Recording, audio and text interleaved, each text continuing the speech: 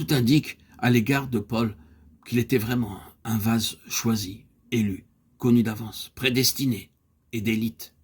Ce fut vrai en particulier quant à la nature du ministère par lequel il a été saisi. Une nature semblable de ministère peut être la vocation d'autres personnes, mais elle fut frayée en pionnier par Paul. Tous les apôtres sont tenus sur une base commune qui concernait les fondements de la foi. La personne de Christ, l'œuvre de Christ, la rédemption, la justification, la sanctification, la mission mondiale de prêcher le salut en Christ au monde entier, le retour du Sauveur.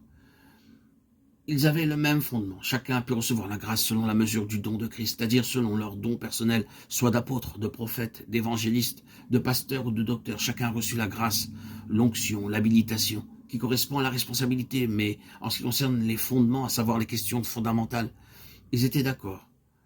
Quoi que nous puissions dire en différenciant Paul, nous ne voudrions pas enlever un seul instant la moindre parcelle au grand ministère de Jean ou de Pierre ou de Jacques ou d'autres. Jamais notre Nouveau Testament ne pourrait souffrir la perte de ces ministères.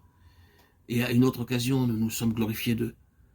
Quand tout aurait été dit quant à leur valeur, et ce serait un immense tout, nous devons cependant affirmer qu'il y a eu et qu'il y a ce qui est unique et particulier dans ce qui nous est parvenu par le moyen de Paul. Empressons-nous de dire une chose très significative et très utile avant de poursuivre.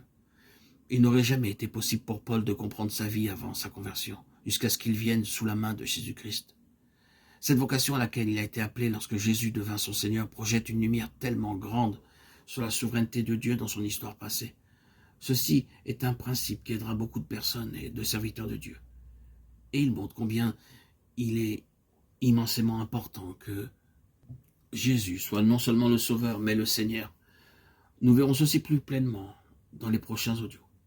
En tant que juif, la naissance de Paul, son éducation, sa formation, son instruction et sa profonde intégration dans quelque chose d'où il serait tiré par la puissance de Dieu et qui serait manifesté comme n'étant plus ce dont Dieu avait besoin, tout ceci est en soi d'une valeur éducative immense. La raison pour laquelle Dieu, dans sa prescience, doit introduire profondément un homme dans quelque chose qui, en fin de compte, ne représente pas sa pensée, contient un point qui doit être noté. Il y en a beaucoup qui argumentent que parce qu'ils ont une raison suffisante pour savoir que Dieu les a placés dans une certaine voie, une certaine œuvre, une certaine condition, une certaine association, c'est là qu'ils doivent demeurer à jamais, bon gré mal gré. L'histoire de Paul dit non à cet argument.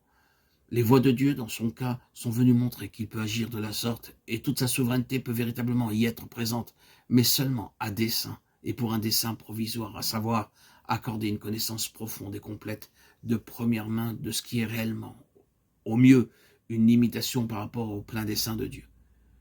Il est nécessaire pour un serviteur de Dieu efficace d'avoir une connaissance personnelle de ce dont les gens doivent être délivrés. Abraham a dû connaître la Chaldée, Moïse a dû connaître l'Égypte, David a dû connaître le caractère faux du règne de Saül. Ainsi Paul a dû connaître le judaïsme proscrit, de sorte qu'il puisse parler avec autorité, l'autorité de l'expérience personnelle. Si nous étions le psalmiste, nous mettrions là pause. Réfléchissez à cela. Mais nous devons souligner deux aspects de ce principe. Nous nous référons précisément à ce qui était inclus dans la divine opération de toutes choses, d'après le conseil de sa volonté, et qui était selon son dessein.